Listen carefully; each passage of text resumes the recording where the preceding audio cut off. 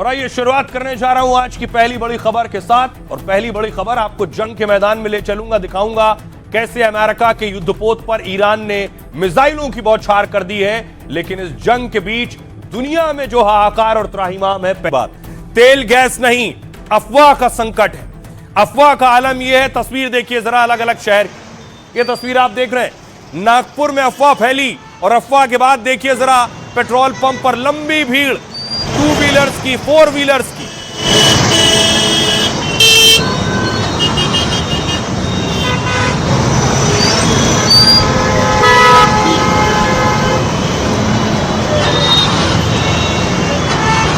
नागपुर के बाद आपको मध्य प्रदेश लिए चलता हूं। मध्य प्रदेश में अफवाह फैली इंदौर में, और इंदौर में देखिए जरा गाड़ियों की भीड़, बाइकर्स खड़े हुए हैं, कार वाले खड़े हैं और सबको तेल लेना है।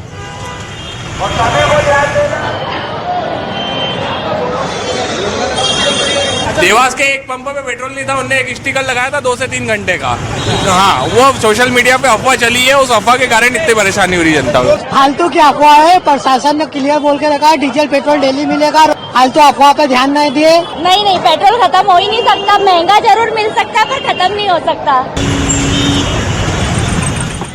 अब बाकायदा अलग अलग शहरों में पुलिस को भी ऐलान करना पड़ रहा है। पुलिस अनाउंस कर रही है लोगों को कि अफवाह में ना फंसे।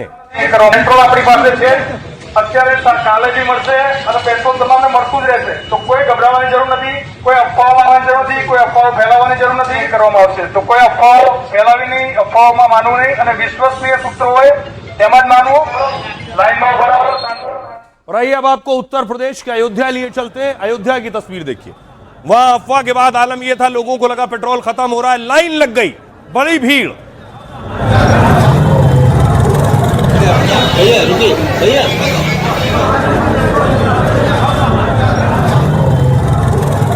इंसान जो है, एक लोग जाकर जो है मोबाइल ने फोन कर रहा है कि अब तेल की किल्लत है, झूठे झूठे अफवाहों में लोग ना आए, तेल सबको मिलेगा।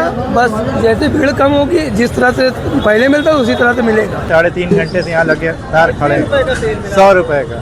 100 रुपए। हाँ। कल के दिन का काम चल जाएगा? नहीं चलेगा भैया। या 1000 ले लेंगे तो और लोगों को क्या होगा, उनको शॉर्ट हो जाएगी, उनको प्रॉब्लम होगी। प्रॉब्लम अगर क्रिएट होती है तो सभी को सहयोग करना चाहिए ना। और दूसरी तरफ देखिए जरा, अब आपको लिए चलता हूं हरियाणा। ये हरियाणा की तस्वीर है। हरियाणा में लंबी लाइन लगी हुई है सिलेंडर भरवाने वालों की।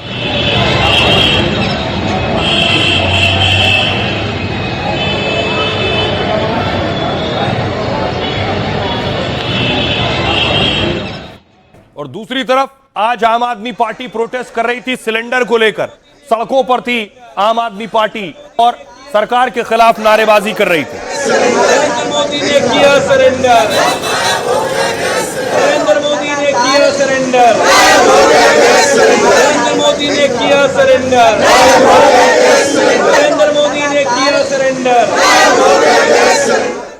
और इसके दूसरी तरफ देखिए, जम्मू लिए चलता हूं आपको। जम्मू में राम रसोई में महिलाएं सरकार के समर्थन में और बता रही संकट की घड़ी में वो सरकार के साथ और देश के साथ है।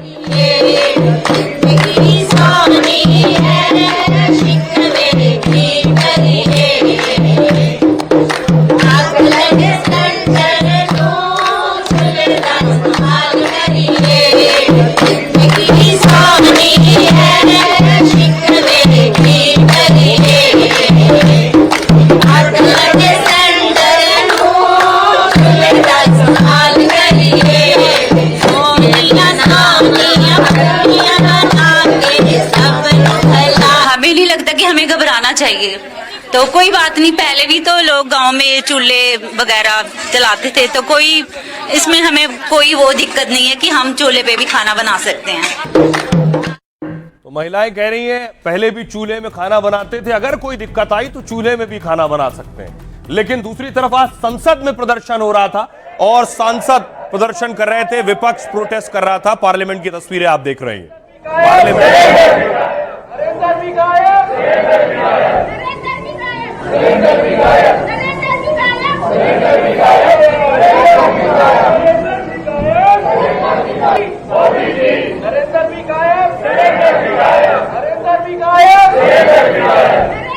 अब देखिए जरा आपको बताऊं कि देश में स्थिति क्या है और सरकार क्या एक्शन ले रही है। जंग के बीच सिलेंडर की नई अफवाह से देश में बवाल मच गया है। खबर फैली कि सिलेंडर की अब 25 की जगह 35 दिन में सिलेंडर मिलेगा। कुछ जगह यह भी दावा होने लगा कि 45 दिन में सिलेंडर मिलेगा। चर्चा होने लगी कि क्या देश में पेट्रोल डीजल की कमी हो गई। कई पेट्रोल पंप में टंकी फुल कराने के लिए गाड़ियों की लंबी कतार लग गई। लेकिन सरकार ने आंकड़ों के साथ इन अफवाहों को खारिज किया है और कहा कि एलपीजी यानी सिलेंडर को लेकर कोई नियम नहीं बदले हैं। गांव में 45 दिन और शहरों में 25 दिन में ही दूसरा सिलेंडर मिलेगा। कालाबाजारी रोकने के लिए डिलीवरी के समय ओटीपी यानी वन टाइम पासवर्ड जरूरी है, जिनमें से 6 जहाजों पर 3 लाख मीट्रिक टन एलपीजी लदी हुई है जो जहाज आए, और ना ही पेट्रोल और डीजल की कीमतों में कोई बढ़ोतरी हो रही। अफवाहों के चलते कई जगह घबराहट में लोगों ने ज्यादा खरीदारी की है। इससे कुछ इलाकों में पेट्रोल और गैस की सप्लाई पर असर पड़ा है। लोग घबराकर जरूरत से ज्यादा गैस या पेट्रोल खरीदने से बचें। देश में ईंधन का पर्याप्त भंडार है, इसलिए अफवाहों पर ध्यान न दें। सरकार ने कहा है पीएनजी के मुकाबले एलपीजी पर विदेश से ज्यादा निर्भरता है, इसलिए जिनके पास पीएनजी का विकल्प है वो यही गैस इस्तेमाल करें। इसे लेकर सरकार ने एक नई गाइडलाइन भी जारी कर दी है और कहा है अगर घर के पास पीएनजी पाइपलाइन है तो कनेक्शन लेना ही होगा। पीएनजी कनेक्शन नहीं लिया तो 3 महीने में एलपीजी सिलेंडर सप्लाई बंद हो जाएगी। कुछ दिन पहले पीएनजी ग्राहकों के लिए एलपीजी सिलेंडर गैर कानूनी घोषित किया था। कहा था पीएनजी कनेक्शन वालों को अपना सिलेंडर सरेंडर करना होगा।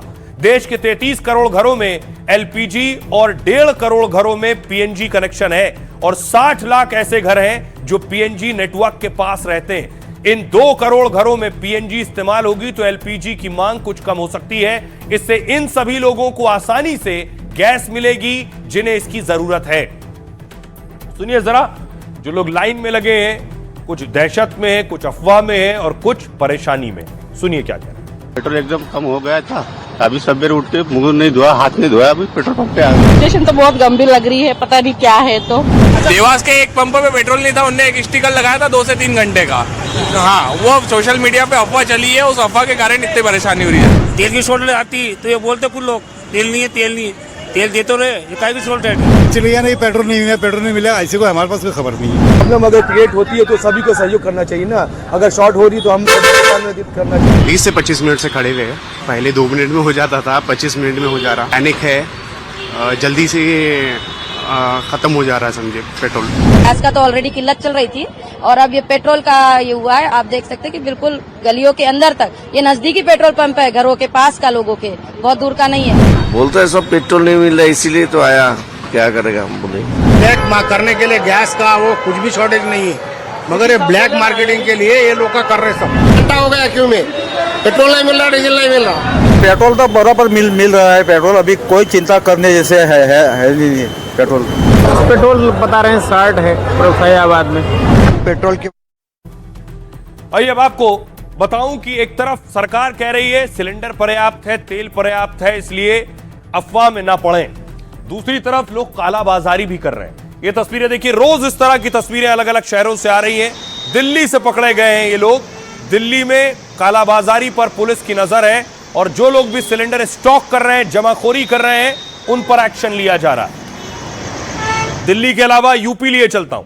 लखनऊ में देखिए रेड हुई है और उसके बाद सील की गई हैं दुकानें जहां इस तरह की गतिविधियां हो रही हैं।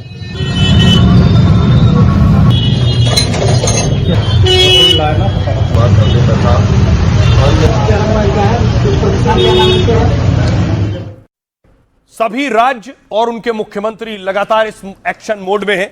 यह तस्वीर आप देख रहे हैं, गुजरात के सीएम भूपेंद्र भाई पटेल ने भी बैठक की है कि लोगों में दहशत ना हो, लोगों में पैनिक ना हो, लोग अफवाहों में सिलेंडर की एजेंसियों के बाहर लाइन न लगाएं, पेट्रोल पंप के बाहर लाइन न लगाएं, क्योंकि दहशत की वजह से भी इस तरह की घटनाएं बढ़ी हैं। अब आपको बताऊं, शहर शहर देखिए कैसे कालाबाजारी और जमाखोरी हो रही। सबसे पहले यूपी की बात। देश में अब तक 15,000 से ज्यादा सिलेंडर जब्त किए गए। गैस की कालाबाजारी पर सबसे कड़ा प्रहार योगी ने किया है। यूपी में 12,000 से ज्यादा छापेमारी की कार्रवाई हुई और 2,000 से ज्यादा सिलेंडर जब्त किए गए। 16 की गिरफ्तारी हुई है और 177 एफआईआर दर्ज हुई है। गैस सप्लाई के लिए 24 घंटे सक्रिय कंट्रोल रूम बना दिया गया है। मध्य प्रदेश, एमपी के कई शहरों में पेट्रोल खत्म होने की अफवाह फैली। इंदौर से रतलाम तक कई पेट्रोल पंप पर जाम लग गया। ऐसी भीड़ उमड़ी कि कई पेट्रोल पंप में स्टॉक खत्म हो गया। सरकार और प्रशासन ने साफ किया कि तेल की कमी नहीं है, लेकिन अफवाह फैलाने से जरूर दिक्कत बढ़ सकती है, इसलिए अफवाह फैलाने वालों पर कड़ी कार्रवाई की जाएगी। महाराष्ट्र में भी कालाबाजारी और अफवाह से टेंशन बढ़ गई है। 2000 ठिकानों पर छापेमारी कर 1500 सिलेंडर जब्त किए गए, 18 गिरफ्तारी हुई और 35 लाख जुर्माना वसूला गया है। महाराष्ट्र के कई शहरों में पेट्रोल की कमी की अफवाह फैली। कोल्हापुर से रत्नागिरी तक लोग गाड़ी की टंकी फुल कराने पहुंच गए। कई पेट्रोल पंप में जाम लग गया, कुछ जगह पेट्रोल खत्म हो गया, इसीलिए क्योंकि जरूरत से ज्यादा लोग पहुंच गए अफवाह की वजह से। प्रशासन अफवाह फैलाने वालों और जमाखोरों पर कड़े एक्शन में है। दिल्ली में भी सिलेंडर की कालाबाजारी हो रही है। कुछ जमाखोर ब्लैक में सिलेंडर 4 से 5 हजार रुपए में बेच रहे हैं। कालाबाजारी रोकने के लिए पुलिस की क्राइम ब्रांच एक्शन में। संगम विहार में छापेमारी कर 183 सिलेंडर जब्त किए गए हैं और 4 डिलीवरी एजेंट्स को भी गिरफ्तार किया गया। मुंडका से 610 और महिपालपुर से 74 सिलेंडर बरामद किए गए। यह है अलग अलग राज्यों का हाल। अब सुनिए जरा ज्वाइंट सेक्रेटरी क्या कह रहे हैं। एलपीजी के संबंध में यहां पर भी कोई डिस्ट्रीब्यूटरशिप पर कोई ड्राई आउट नहीं है। ऑनलाइन बुकिंग अच्छी है, लगभग 92%। पैनिक बुकिंग तो नहीं कहूंगी, लेकिन बुकिंग का लेवल जरूर ज्यादा है, लेकिन डिलीवरी पूरी तरह सामान्य है। मैं देशवासियों को विश्वास दिलाना चाहती हूं कि हमारे पास पेट्रोल और डीजल पर्याप्त मात्रा में उपलब्ध है। कहीं पर भी किसी पेट्रोल पंप पर कोई कमी नहीं है। पेट्रोल पंप को सप्लाई करने वाले टर्मिनल्स पर भी पर्याप्त मात्रा में उपलब्ध है। इसलिए अफवाहों पर विश्वास न करें और पैनिक बाइंग से बचें। तो देश में तेल और गैस का हाल क्या है ये आपने जान लिया, लेकिन दुनिया में हालात क्या है ये आपको बताता हूं। सबसे पहले चीन लिए चलता हूं। चीन में देखिए जरा, चीन में पेट्रोल पंप पर लाइन लगी हुई है, बाकायदा ड्रम्स पहुंचे हैं और लोग तेल स्टॉक करना चाहते हैं।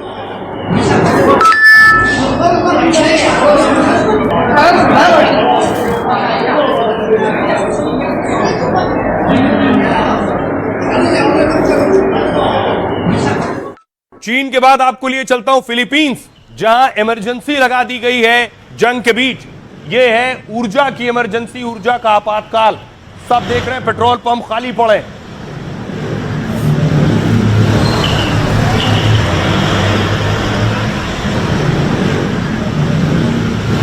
अब आपको लिए चलता हूं थाईलैंड। थाईलैंड में देखिए जरा हालात क्या है। ये थाईलैंड की तस्वीरें हैं। जगह जगह पेट्रोल पंप पर आपको लोग नजर आ रहे हैं और तेल भरवा रहे हैं गाड़ियों में, कुछ केन में भी भरवा रहे हैं।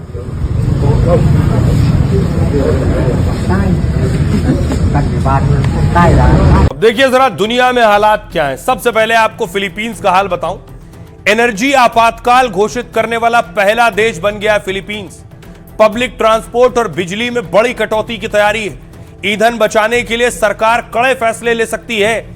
लोगों की यात्रा और बाहर घूमने पर बैन लग सकता है। सरकार अस्थायी लॉकडाउन भी लगा सकती है। ईरान से जंग, पाकिस्तान की हालात सबसे ज्यादा खराब है। पाकिस्तान अपनी लगभग 80% ऊर्जा बाहर से मंगाता है। इसमें भी मिडिल ईस्ट से वो सबसे ज्यादा आयात करता है।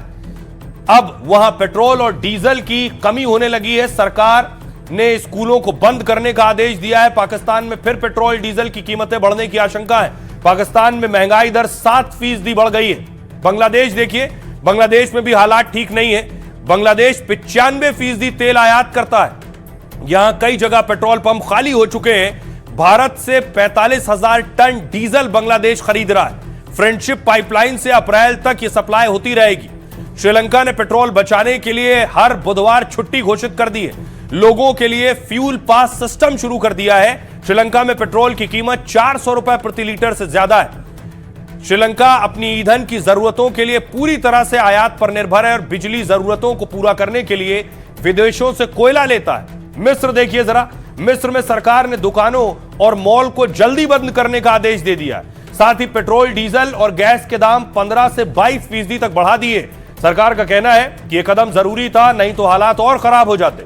जापान का हाल देखिए। जापान के पास दुनिया का सबसे बड़ा तेल स्टॉक है। सरकारी और प्राइवेट रिजर्व मिलाकर ये 254 दिन की का है। अब जापान सरकार 30 दिनों के लिए रिजर्व तेल निकालना शुरू करेगी। अब तक का सबसे बड़ा तेल का हिस्सा है जो निकाला जाएगा। थाईलैंड का हाल देखिए, देश में ईंधन की कमी के साथ कीमतों में उछाल हो रहा है। थाईलैंड सरकार ने डीजल की कीमतों पर से कैप हटा दिया है और इसके बाद कई प्रांतों में लोगों की लंबी कतारें देखी जा रही हैं। इस तरह से कुछ इलाकों में घबराहट में की गई खरीदारी की खबरें भी आ रही हैं। जमाखोरी और हेरफेर पर 10 साल की जेल और जुर्माने की चेतावनी दी गई है।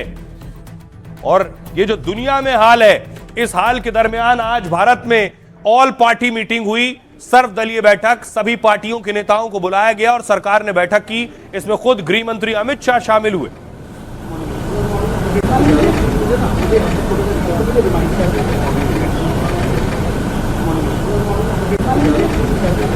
तरह से सरकार और का रवैया रहा ईरान की तरह, जो हमारा हमेशा से दशकों से हमारा मित्र रहा है, और जो व्यवहार रहा ईरान के साथ, मैं समझती हूँ आज उसी कारण हमें एलपीजी की समस्या से इस देश को जूझना पड़ रहा है। घर घर में समस्या आ रही है, लोगों को सिलेंडर नहीं मिल रहे हैं। महीने भर की बुकिंग के बावजूद भी लोगों को सिलेंडर आज नहीं मिल पा रहे हैं। भारतीय लोगों के लिए सरकार ने क्या क्या कदम उठाया है, इसके बारे में कई सवाल विपक्ष के साथियों ने किया और सरकार की ओर से व्यापक अच्छी तरह से जवाब दिया। सारे विपक्ष ने जो सवाल की और जो जानकारी प्राप्त करना चाहा, सरकार ने जवाब दिया।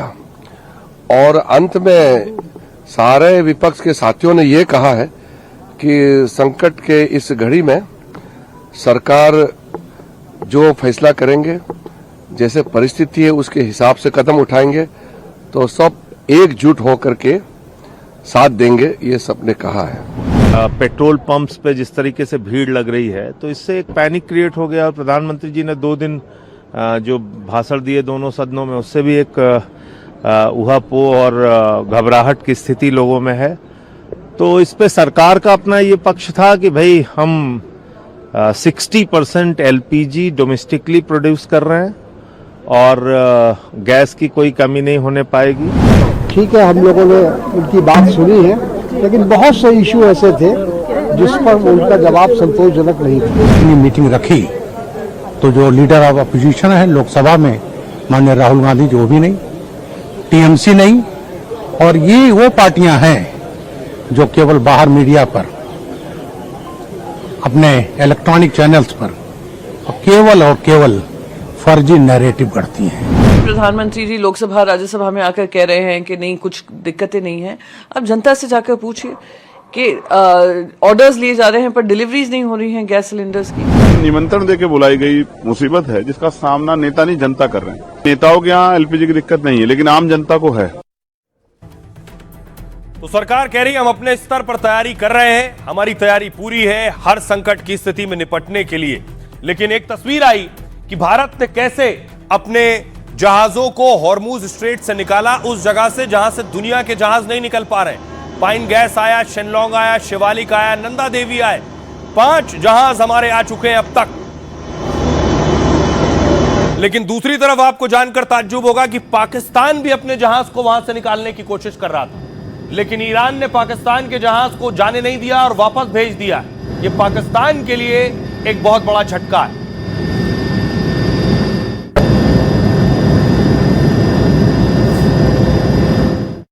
देखिए, पाकिस्तान जो बीच में नेता बनने की कोशिश कर रहा था, सुलह करवाने की कोशिश कर रहा था, उसी का जहाज रोक लिया गया। पाक के जहाज को हॉर्मुज पार करने से रोक दिया गया। इस जहाज का नाम सेलेन है और यह कराची जा रहा था। यह संयुक्त अरब अमीरात के शारजाह से रवाना हुआ, लेकिन आईआरजीसी ने इसे वापस लौटने पर मजबूर कर दिया। आईआरजीसी के नेवी कमांडर की माने तो इसके पास इजाजत नहीं थी। इस रास्ते से गुजरने वाले हर जहाज को इजाजत लेनी पड़ती है। जहाज को रोका जाना पाक के लिए बहुत बड़ा झटका है, क्योंकि पाकिस्तान इस जंग में मध्यस्थता की भूमिका भी। शहबाज शरीफ ने कल ही ईरानी राष्ट्रपति से फोन पर बात की। इसके बाद शहबाज शरीफ ने सोशल मीडिया पर पोस्ट किया और इस्लामाबाद में शांति वार्ता की मध्यस्थता की पेशकश की। शहबाज के पोस्ट को ट्रंप ने रीपोस्ट करके भी समर्थन जता दिया। खबर यह है कि पाक ने ईरान तक अमेरिका का प्रस्ताव पहुंचाया, लेकिन नेता बनने की ख्वाहिश के बीच पाक को झटका लग गया। पाकिस्तानी टैंकर को हॉर्मुज स्ट्रेट से ईरान ने खदेड़ दिया है। वहीं जंग के बीच अब तक 5 भारतीय जहाज हॉर्मूज से गुजर चुके हैं। हॉर्मूज पार करने वाले भारतीय जहाजों में एलपीजी और तेल टैंकर दोनों हैं। और आइए तेल गैस के संकट के बाद आपको लिए चलता हूं जंग के मैदान में, वहां हाल क्या है। यह तस्वीर आप देख रहे हैं, ईरान ने 80वीं खेप मिसाइलों की दाग दी है।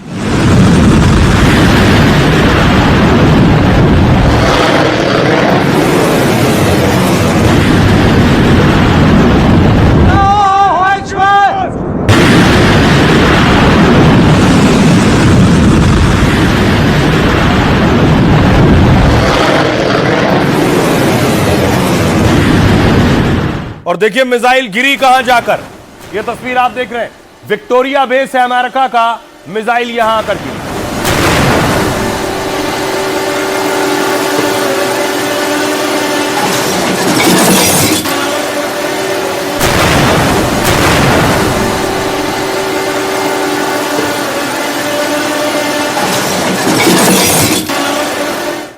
और इतना ही नहीं, मिसाइल अब्राहम लिंकन अमेरिका के युद्धपोत पर भी दागी गई, जो समंदर में मौजूद है अमेरिकी युद्धपोत।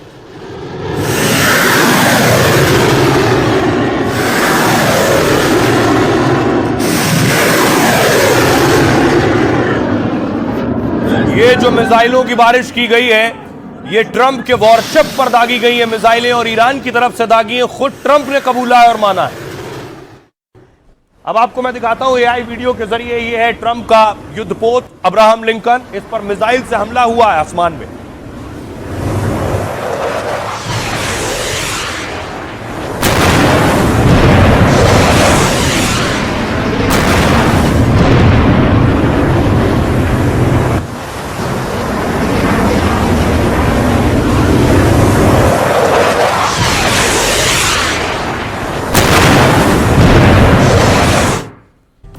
तो ट्रंप के शांति प्लान के बीच ईरान ने उसके युद्धपोत पर हमला कर दिया। कुछ इस तरह से युद्धपोत पर अटैक हुआ। ऊपर मिसाइल देख रहे हैं, मिसाइल आ रही थी, लेकिन दूसरी मिसाइल ने डिफेंस सिस्टम जो मौजूद था उसने आसमान में ही मार गिराई। अमेरिका के वॉरशिप पर अब्राहम लिंकन पर मिसाइलों से अटैक हुआ। ईरान ने दावा किया है कि उसने कादिर क्रूज मिसाइलों की बौछार कर दी और अमेरिकी युद्धपोत को पीछे हटने पर मजबूर कर दिया। कादिर ईरान की बेहद खतरनाक और अचूक मिसाइल मानी जाती है। यह मिसाइल समुद्र की लहरों के बहुत करीब से उड़कर रडार को चकमा देती है। करीब 300 किलोमीटर तक हमले में सक्षम है और चलते वॉरशिप पर हमला कर सकती है। इस मिसाइल से ईरान ने अमेरिका और ट्रंप की ताकत को चुनौती दी है, क्योंकि यूएसएस अब्राहम लिंकन अमेरिका का सबसे खतरनाक युद्धपोत है। परमाणु ताकत से लैस यह जहाज बिना ईंधन के 20 साल तक चल सकता है। समंदर में सैन्य किले जैसे इस युद्धपोत की रफ्तार 56 किलोमीटर प्रति घंटा है और इस वॉरशिप में करीब 6000 सैनिकों का काफिला होता है, जो दुश्मन के खिलाफ हर ऑपरेशन के लिए तुरंत तैयार होते हैं। यूएसएस लिंकन में F-35, F-15 जैसे 80 से 90 फाइटर जेट तैनात होते हैं और ये परमाणु पनडुब्बी और टोमाहॉक जैसी खतरनाक मिसाइलों से लैस है। लिंकन युद्धपोत में लगे डिफेंस सिस्टम बड़े हमले से इसे बचाते हैं और इसे अमेरिका का सबसे घातक और क्रूर युद्धपोत कहते हैं। खुद ट्रंप ने कहा है कि ईरान ने 100 से ज्यादा मिसाइलों से हमला किया। हमने ईरानी मिसाइलों को समंदर में ही मार गिराया है। हमले अगर नाकाम भी रहे तो लिंकन वॉरशिप को टारगेट करना बड़ी बात है, क्योंकि अमेरिका का यह दूसरा सबसे बड़ा एयरक्राफ्ट कैरियर है। अमेरिका की ताकत है और यह अकेले नहीं चलता, समंदर में इसके साथ कई और युद्धपोत चलते हैं और हमला नहीं होने देते।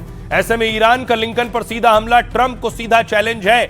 और अकेले अब्राहम लिंकन पर अटैक नहीं, पिछले दिनों इसके अलावा यूएसएस गिराल्ड पर अटैक हुआ था। तस्वीर मैं आपको दिखाऊं, और गिराल्ड को फौरन वहां से हटाया गया जहां उसकी तैनाती की गई थी।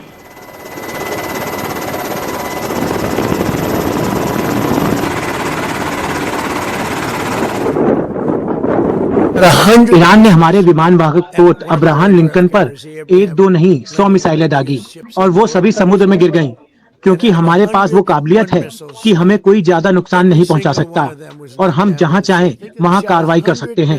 ये बात ईरान हमारे दुश्मनों को अब अच्छे से समझ में आ गई होगी। ट्रंप खुद अपनी जुबान से कह रहे हैं 1-2 नहीं 100 मिसाइल दागी गई। ये देखिए, अकेले ईरान नहीं, इराक में जो फोर्सेस है, रेजिस्टेंस फोर्सेस जो ईरान समर्थित हैं, वो भी देखिए जरा अमेरिका पर ड्रोन दाग रहे हैं।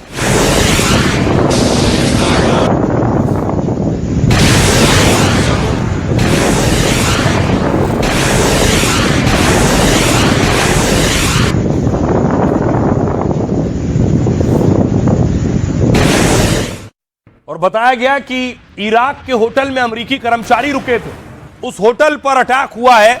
यह इराक में बड़ा होटल है जिसकी ऊपर की इमारत पर देखिए हमला हुआ। बताया गया यहीं अमेरिका के कर्मचारी रुके हुए।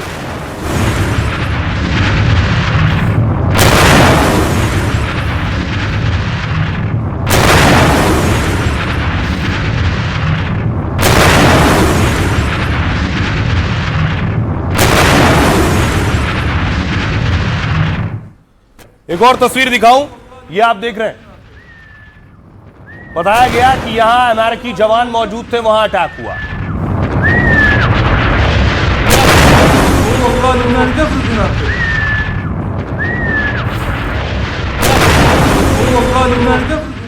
अब खबर यह है कि ईरान अगर हमले नहीं रोकता है तो ट्रंप अपनी सेना भी भेज सकते हैं। अपनी वो सेना जो सबसे ज्यादा ताकतवर और खतरनाक मानी जाती है, उसी सेना के साथ ट्रंप इस वक्त मौजूद है। 82वीं डिवीजन है ये अमेरिका की, जो बड़ी जंग के लिए और बड़े मिशन और ऑपरेशंस के लिए लगाई जाती है। उन्हीं के साथ ये ट्रंप की तस्वीर है।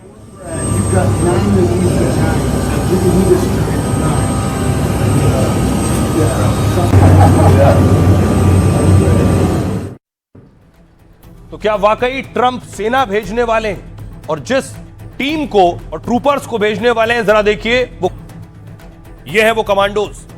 अमेरिका ने जंग में 3000 और सैनिक भेजने का आदेश दिया है। मिडिल ईस्ट में भेजे जाने वाले ये सैनिक बेहद खास पैराट्रूपर्स हैं। रिपोर्ट के मुताबिक ये सभी सैनिक 82वीं एयरबोर्न डिवीजन से हैं, जो तेजी से किसी भी जगह पर कार्रवाई करने के लिए मशहूर है। ये सैनिक अमेरिका में नॉर्थ कैरोलिना के फोर्ट ब्रैग के में है और आदेश मिलने के बाद 18 घंटे में कहीं भी तैनात किए जा सकते हैं। पैराशूट के जरिए दुश्मन के पीछे या अग्रिम मोर्चे पर हमले में माहिर होते हैं। ये सैनिक तुरंत प्रतिक्रिया और विशेष लड़ाकू क्षमता का भी प्रतीक है। इसे अमेरिका की सबसे भरोसेमंद और खतरनाक फोर्स माना जाता है। इस डिवीजन ने अमेरिका के बड़े बड़े युद्धपोतों में हिस्सा लिया हुआ है। सेकेंड वर्ल्ड वॉर, द्वितीय विश्व युद्ध और कोरिया में इनकी तैनाती सबसे अहम रही है। मध्य पूर्व में अमेरिका के करीब 5000 मरीन कमांडो पहले से तैनात हैं। एयरबोर्न डिवीजन की तैनाती के बाद अमेरिका की ताकत बढ़ेगी। इन सैनिकों को भेजने का मकसद है ज्यादा सैन्य विकल्प रखना, यानी अगर जरूरत पड़ी तो जमीनी हमला भी यह सेना कर सकती है। सुनिए जरा डिफेंस एक्सपर्ट क्या कह रहे हैं। ट्रंप का एक ऐसा फैसला होगा अगर वो सेना उतारते हैं। एक तरफ तो राष्ट्रपति ट्रंप कह रहे हैं कि अगले 5 दिन तक वो ईरान के ऊपर कोई भयंकर हमला नहीं करेंगे, लेकिन साथ साथ इंटेलिजेंस सूत्र ये बता रहे हैं कि दो एम्फीबियस शिप्स में 2500 यानी करीबन 5000 अमेरिकन मरीन कमांडोज बहुत जल्दी ही स्ट्रेट ऑफ हार्मुज में पहुंचने वाले हैं, डिप्लॉय हो जाएंगे। इसी तरह से कल खबर आई है कि अमेरिका से 2000 पैरा कमांडोज को, जो कि 82nd यानी 82वीं एयरबोर्न डिवीजन का हिस्सा है, उनको C-17 ग्लोब मास्टर और C-130 हरकुलिस विमान में लोड करके पश्चिम एशिया में पोजीशन कर दिया गया है। तो डोनाल्ड ट्रंप क्या प्लान कर रहे हैं? हो सकता है कि वह इन 5000 मेरीन कमांडो के साथ एम्फीबियस यानी समुद्री रास्ते से खड़ग आइलैंड पर हमला कर दें, और हो सकता है उसी वक्त 2000 पैरा कमांडोज को आसमान से खड़ग आइलैंड पर लैंड करा दें। ऐसा अगले 4-5 दिन के अंदर हो सकता है। इसीलिए हो सकता है शायद डोनाल्ड ट्रंप ईरान को थोड़ा भ्रमित कर रहे हैं, चकित कर रहे हैं, कंफ्यूज कर रहे हैं। लेकिन इजराइल पर अटैक अकेले ईरान नहीं कर रहा है। मैंने आपको बताया इराक की रेजिस्टेंस फोर्स कर रही है, हिजबुल्लाह दूसरी तरफ कर रहा है। आप देख रहे हैं इजराइल पर हिजबुल्लाह का यह हमला है, और उस हमले के बाद देखिए जरा धमाके।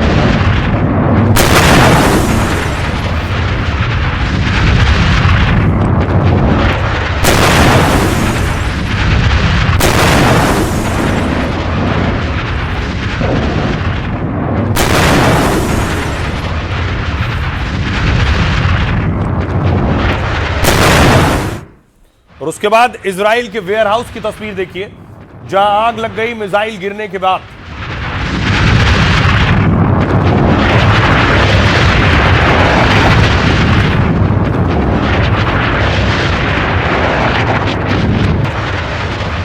दूसरी तरफ ईरान क्या कर रहा है? ईरान ने देखिए चारों तरफ मिसाइल दाग रहा है।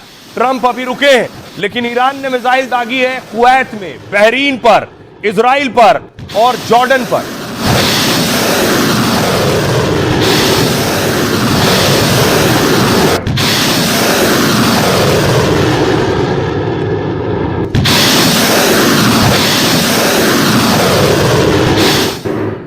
तो ये मुस्लिम देश भी परेशान है। ये देख रहे हैं ईरान रुकने की स्थिति में नहीं है, और ईरान की मिसाइलें देखिए जब जा रही हैं और पहुंच रही हैं, उसके बाद उसका मलबा देखिए। ये ईरानी मिसाइल की तस्वीर आप देख रहे हैं, उसका मलबा है और जाकर सीधे जमीन में गड़ा है।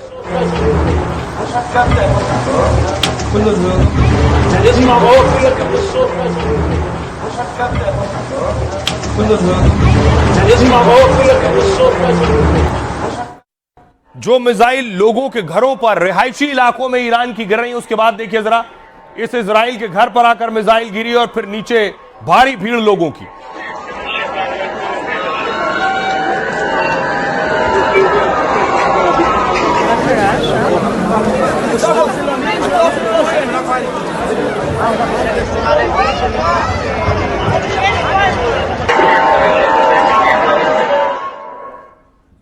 अब न सिर्फ इजराइल, ईरान के निशाने पर देखिए कुवैत भी है।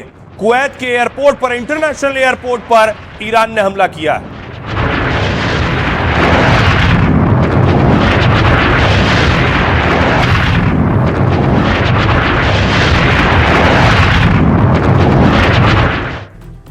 अब देश कोई भी हो, ईरान की मिसाइल वहां तक पहुंच रही है। इजराइल में देखिए अब तक के सबसे बड़े मिसाइल हमले का दावा है। हर घंटे औसतन 10 मिसाइल हमले किए गए हैं। 500 से ज्यादा मिसाइलें दागी गई हैं और 24 मार्च की रात 200 मिसाइलें एक साथ दाग दी गई। ईरानी मिसाइलों ने 100 किलो विस्फोटक वाली मिसाइल भी शामिल है। इजराइल का दावा है ज्यादातर मिसाइलें रोकी गई हैं। तेल अवीव के करीबी इलाकों में धमाके की आवाजें सुनी गई हैं। हदेरा पावर प्लांट को भी निशाना बनाया गया है। तेल अवीव के आसमान में कौओं के मंडराने का एक वीडियो वायरल है।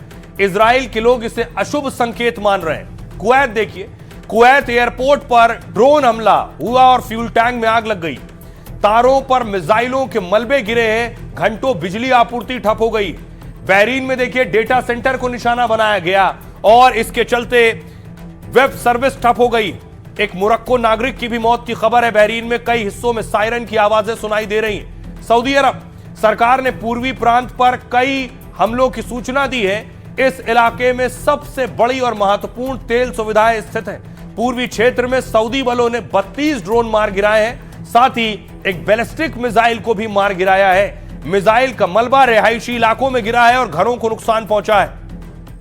ये इन मुस्लिम देशों का हाल है।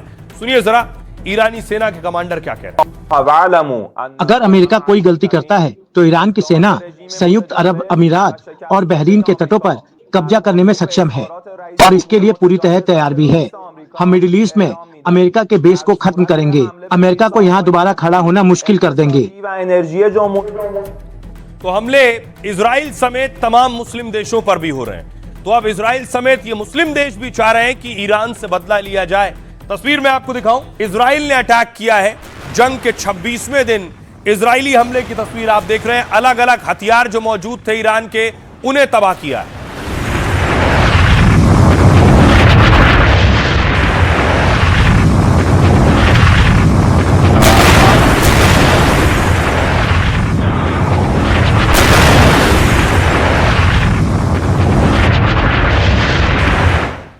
ईरान में रात के अंधेरे में मिसाइल हमला हुआ। ये वो तस्वीरें आप देख रहे हैं मिसाइल अटैक के बाद।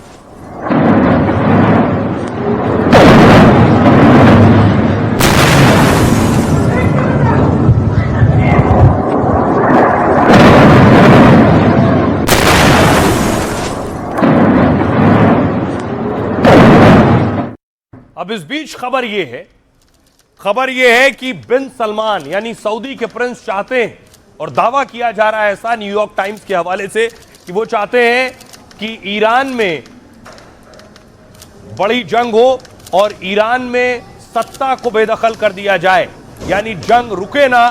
सऊदी अरब क्या ये चाहता है? आपको बताऊं ये दावा किस आधार पर किया जा रहा है और बिन सलमान क्या चाहते हैं। एक तरफ डोनाल्ड ट्रंप ईरान से बातचीत का दावा कर रहे हैं, तो वहीं ट्रंप पर इसे जारी रखने के लिए दबाव बनाया जा रहा है। यह दबाव खाड़ी में अमेरिका के सहयोगी सऊदी अरब की तरफ से। एक रिपोर्ट में अमेरिकी अधिकारियों के हवाले से बड़े दावे किए गए। दावा यह कि क्राउन प्रिंस ने ट्रंप से कहा है कि युद्ध रोकना एक गलती होगी। साथ ही क्राउन प्रिंस ने ईरान के ऊर्जा ढांचे पर हमले पर भी जोर दिया।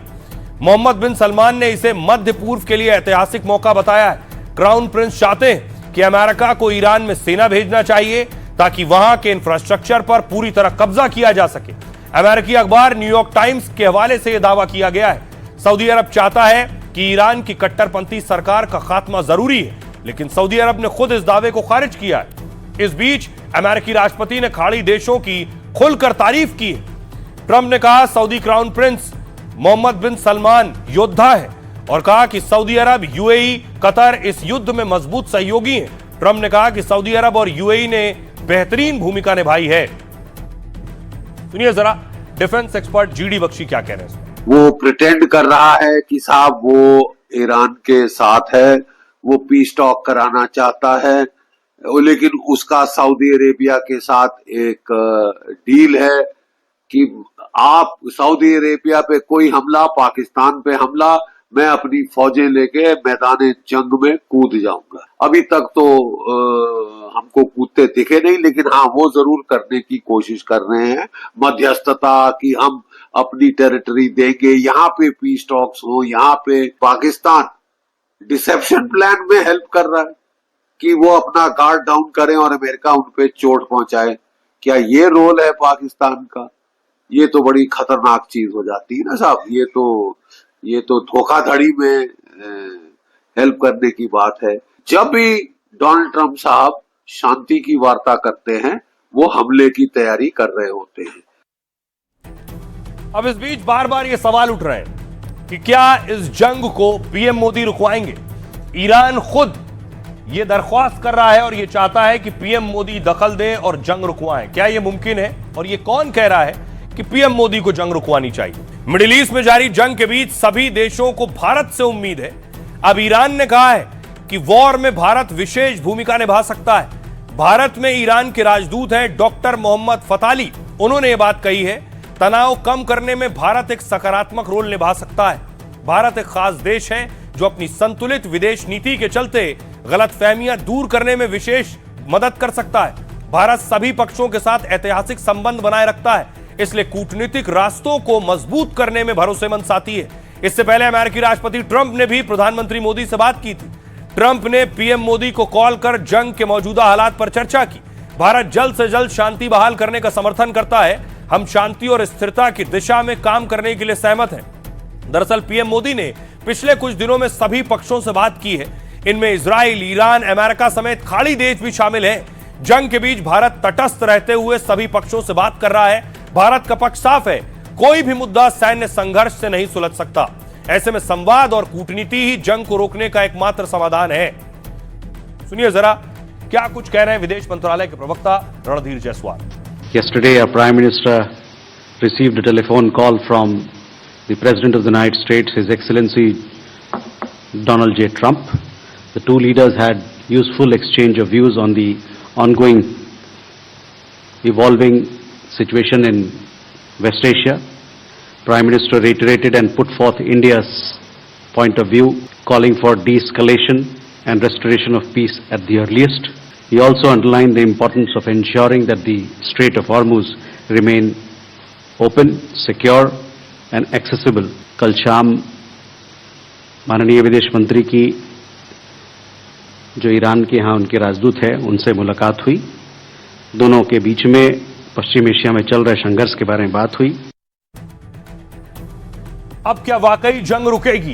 क्योंकि हमले नहीं रुक रहे हैं। ट्रंप ने शर्त रखी, शर्तों का प्रस्ताव ईरान भेजा और वो प्रस्ताव ईरान पहुंच गया है। डोनाल्ड ट्रंप क्या खुद चाहते हैं जंग रुकवाना? क्योंकि बहुत से लोग मध्यस्थता कर रहे हैं, बहुत से देश मध्यस्थता कर रहे हैं, लेकिन ट्रंप ने अगर शर्तें रखी हैं तो दूसरी तरफ ईरान ने भी कई शर्तें रख दी हैं। ट्रंप की नई शर्तें क्या हैं, वो शर्तें मैं आपको बताता हूं। देखिए जरा, ट्रंप की 15 शर्तें हैं।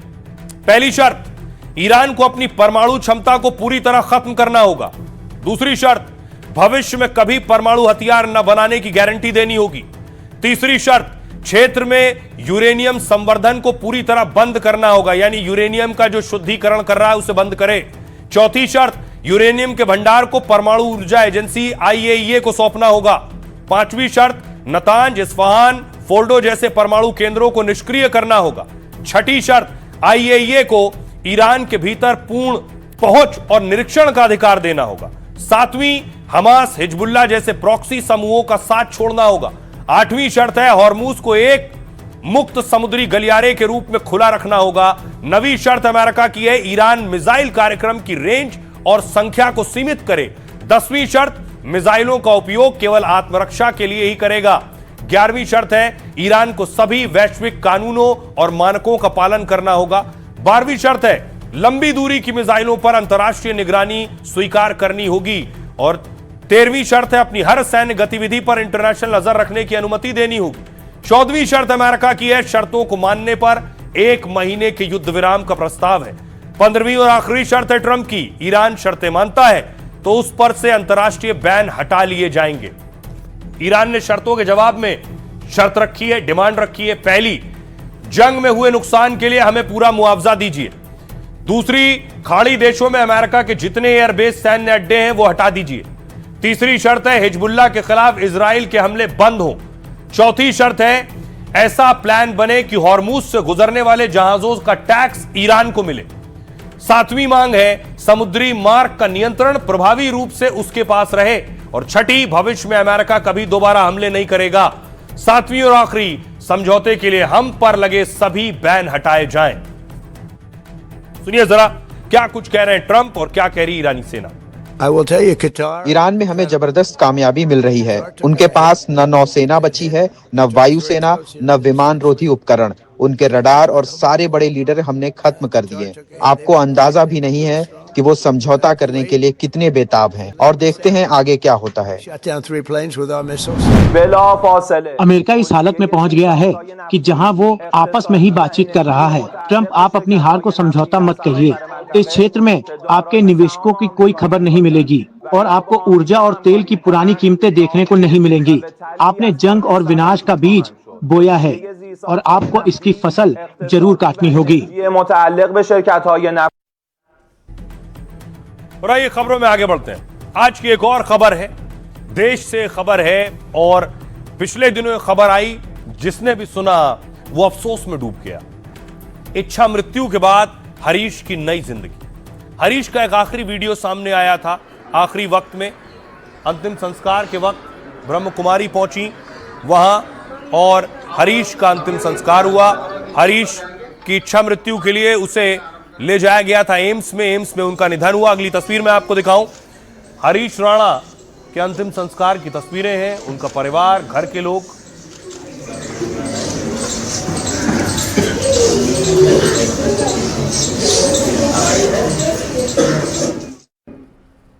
उसके बाद आप देखिए हरीश के पिता मौके पर मौजूद थे, बेहद भावुक पिता कुछ कह रहे थे लोगों से।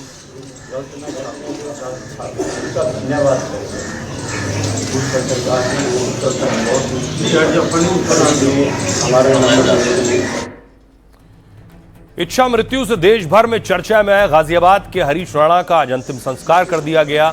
भारी संख्या में लोग अंतिम विदाई के मौके पर मौजूद थे। परिवार के सदस्यों और लोगों ने पार्थिव शरीर को कंधा दिया। पार्थिव शरीर को शमशान घाट लाया गया।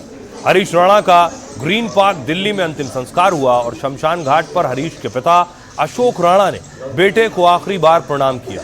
पिता ने रोते हुए लोगों से हाथ जोड़कर कहा, कोई रोना मत, बेटा शांति से जाए इसलिए प्रार्थना कर रहा हूं। बेटा अब जहां जन्म ले उसे भगवान का आशीर्वाद मिले। इस मौके पर हरीश की मां लगातार रोती हुई दिखी। कुछ महिलाओं ने उन्हें सहारा दिया। 13 साल तक परिवार ने जिस तरह से अपने बेटे का ध्यान रखा था, सुप्रीम कोर्ट भी उसकी तारीफ कर चुका है। परिवार के लिए आज का दिन बेहद ही भावुक था। 32 साल के हरीश राणा का पार्थिव शरीर उसके बाद सदा के लिए पंच तत्व में मिल गया। छोटे भाई आशीष ने मुखाग्नि दी। मौके पर मौजूद सभी लोगों की आंखें नम थी। यूपी कांग्रेस अध्यक्ष अजय राय सहित कई लोग इस मौके पर वहां मौजूद थे। जाते जाते भी हरीश राणा ऐसा काम कर गए जिसके लिए उन्हें याद रखा जाएगा। परिवार के लोगों ने बड़ी ही मुश्किल से बेटे को अंतिम विदाई दी।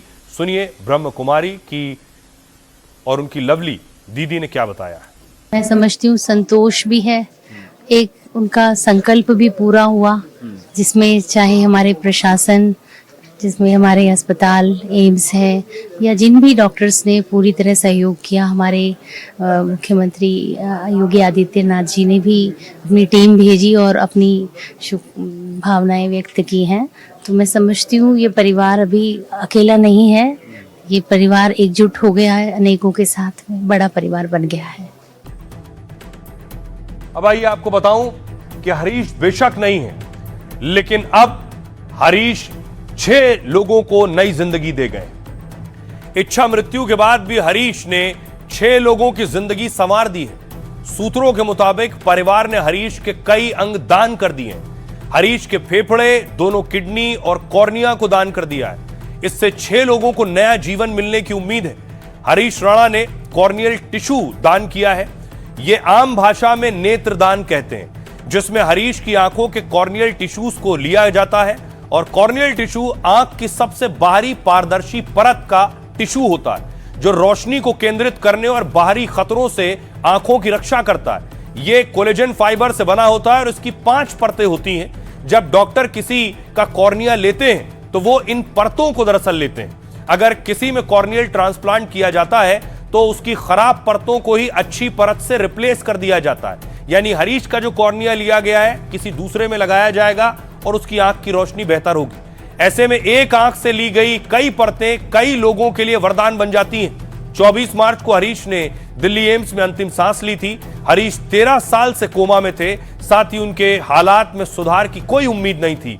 इसके बाद परिवार ने इच्छा मृत्यु की गुहार लगाई थी। हरीश देश में इच्छा मृत्यु पाने वाले पहले शख्स हैं।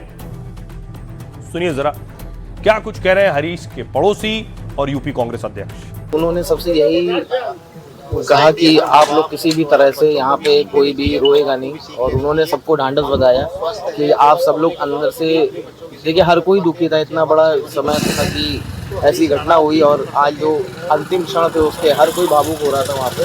तो वहाँ पे उन्होंने सभी को हिम्मत देने का कार्य किया। सभी लोग शोक में थे, सभी को दुख है इस चीज़ का जिस तरीके से हो गया। और एक जो पीड़ा उन्होंने सही है 13 साल तक, अंकल बताते थे बेड शोर्स हो गए थे, पूरा टाइम बेड पे लेटे रहना, पूरा बहुत दयनीय स्थिति हो गई थी। तो ऐसे में जो भी हुआ वो बहुत दुखद तो है। 13 साल उनके फादर ने, मदर ने, परिवार ने इस तरीके का स्ट्रगल किया और ये बहुत ही दुखदायी पीड़ा तो है ही उनके लिए। निशब्द हूँ, ग्रुप में जैसा आया था मैंने भी लिखा निशब्द हूँ, क्या कहूँ क्या करूँ। कैसा व्यवहार है इनके परिवार वालों का? परिवार वालों का बड़ा अच्छा व्यवहार है। उनके जो फादर बहुत अच्छे तरीके से। ये बहुत ही भावुक क्षण है, बहुत ही दुखद पल है जब एक परिवार, माँ बाप अपने बच्चे की 13 साल सेवा किए और वो बच्चा नहीं ठीक हो पाया। बच्चे को बचाने का प्रयास किया और निश्चित तौर से वो उसमें सफल नहीं हुए और आज अमर हो गया वो हरीश राणा। और आइए खबरों में आगे बढ़ते हैं। आज की एक और बड़ी खबर है, आपको लिए चलता हूं पश्चिम बंगाल। चुनाव से पहले क्या बड़ा खेला है। ओवैसी बढ़ाएंगे ममता बनर्जी की टेंशन।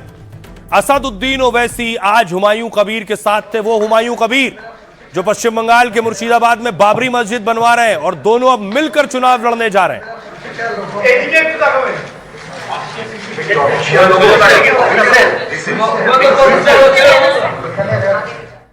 और दूसरी तरफ ममता बनर्जी आज नक्सलबाड़ी में थी और नक्सलबाड़ी में ममता बनर्जी महिलाओं के बीच थी।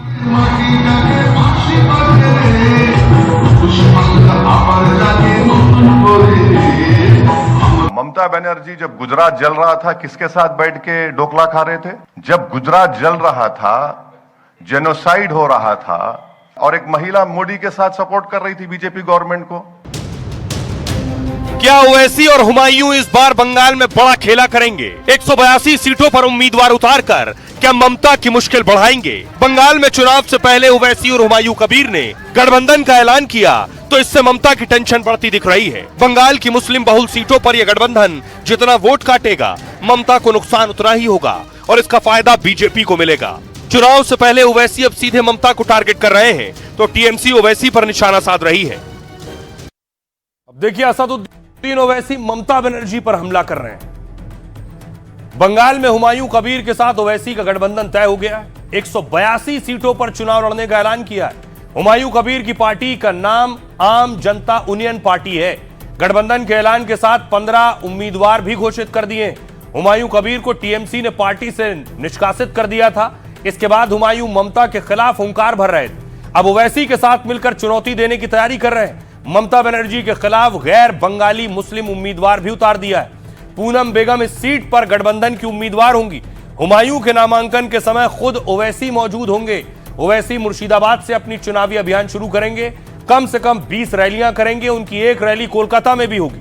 ओवैसी की पहली रैली 1 अप्रैल को बहरामपुर में होगी। गठबंधन के ऐलान के मौके पर ओवैसी ने ममता पर हमला किया। ओवैसी का ममता पर आरोप है मुस्लिमों के सिर्फ वोट लिए हैं। ममता ने बंगाल में मुसलमानों के लिए कुछ नहीं किया है। ममता की राजनीति ने बंगाल में बीजेपी को बढ़ने में मदद की है। ओवैसी का दावा है कि बंगाल के लोग घुटन महसूस कर रहे हैं। हुमायूं का दावा है अगर चुनाव में किसी को स्पष्ट बहुमत नहीं मिलता है तो उनका गठबंधन सरकार बनाने में एक निर्णायक भूमिका निभा सकता है। मतलब इशारों में वो टीएमसी के साथ गठबंधन के भी संकेत दे रहे हैं। सुनिए जरा ओवैसी को और बाकी सियासतदान। हम पूरी टीम हम ही है मुसलमानों की, हम टीम एम है। और ममता बनर्जी जब गुजरात जल रहा था किसके साथ बैठ के डोकला खा रहे थे? जब गुजरात जल रहा था, जेनोसाइड हो रहा था और एक महिला मोदी के साथ सपोर्ट कर रही थी बीजेपी गवर्नमेंट को कि वो बोल रहे कि डिप्टी सीएम होगा। नहीं, हमारा सीएम बनाएंगे इंशाल्लाह। डिप्टी सीएम क्या है? डिप्टी सीएम कोई पावर नहीं है। Deputy CM is a 6 finger on the hand. लड़ाई सीएम की होगी। इनको मेरा गठबंधन करके जोड़ के मेरा भाई जो निर्णय लेंगी, जो निर्देश देंगी, वही मान के मैं चलूंगी अगले दिन में। अरे गठबंधन टूटेगा नहीं कभी। इतना दिन जीऊंगी, मेरा पार्टी भी रहेगी। इतना दिन मैं AIM को मेरा गार्जियन मान के, मेरा बड़ा भाई मान के, अगले दिन वो पार्लियामेंट इलेक्शन भी एक साथ लेके। हमें तुमसे प्यार कितना ये हम नहीं जानते, मगर हम जी नहीं सकते तुम्हारे बिना। यही तो तृणमूल कांग्रेस का असली चेहरा है। तृणमूल कांग्रेस का विभाजन की राजनीति का कारण असदुद्दीन ओवैसी आज पश्चिम बंगाल में आने का बाद बाबरी मस्जिद का नाम बोलने का हिम्मत कर रहा है। और पश्चिम बंगाल की जनता अगर मुंह बंद करके इसी हालत को स्वागत कर दे तो आने वाला काल में कालीघाट के सामने चेंगिस खान की स्तंभ बनेगा। ओवैसी साहब के 2 चेहरे हैं। एक चेहरे जो संविधान के कानून के चेहरे लेकर के सदन के अंदर बोलते हैं। बाहर में उनका एजेंडा गजवाए हिंद, अकबर, बाबर, आक्रांता, ये लोग उसी उद्देश्य। अब बताऊं आपको कि ओवैसी के चुनाव लड़ने से ममता बनर्जी का क्या नुकसान है। ममता को ओवैसी हुमायूं गठबंधन से झटका लग सकता है। बिहार चुनाव में ओवैसी ने 5 सीटों पर जीत हासिल की, साथ ही सीमांचल में महागठबंधन को झटका दिया। अब हुमायूं कबीर और ओवैसी बंगाल में फिर उलटफेर कर सकते हैं। 2011 की जनगणना के मुताबिक बंगाल में मुस्लिम वोट 27% है। मौजूदा आंकड़ा 31% के आसपास है। मुर्शिदाबाद में सबसे ज्यादा 66% मुस्लिम आबादी है। मालदा में 51%, उत्तरी दिनाजपुर में 50% मुस्लिम जनसंख्या है। 100 से 120 सीट ऐसी हैं जहां मुस्लिम मतदाता हार जीत तय करते हैं। 70 से 75 ऐसी विधानसभा सीटें जहां मुस्लिम आबादी 40 से 50% है। ममता की पार्टी ने इस बार 47 उम्मीदवार उतारे।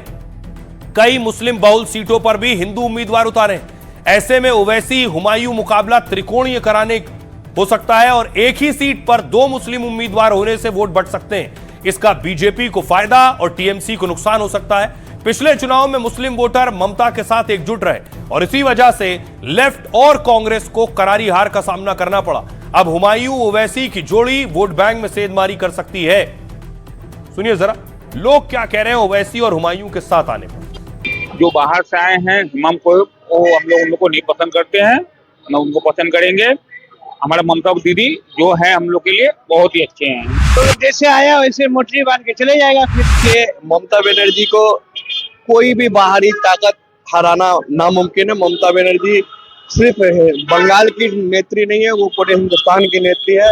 वो लोग पैसा का भूखा है, पैसा खा के वो खड़ा हुआ है ममता को हराने के लिए, मगर ममता को हरा नहीं सकेगा। तो हुमायूं को भी तो पहले ममता दीदी के साथ ही थी।